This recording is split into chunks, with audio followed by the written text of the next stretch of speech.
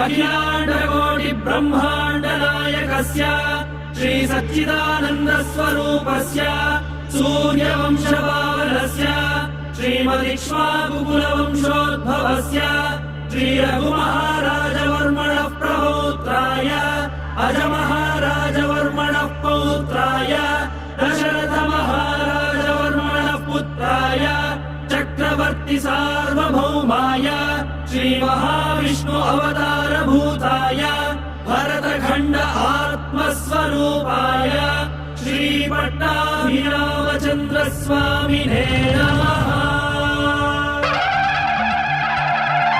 विराजमान है मेरे लल्ला, विराजमान है राम लल्ला।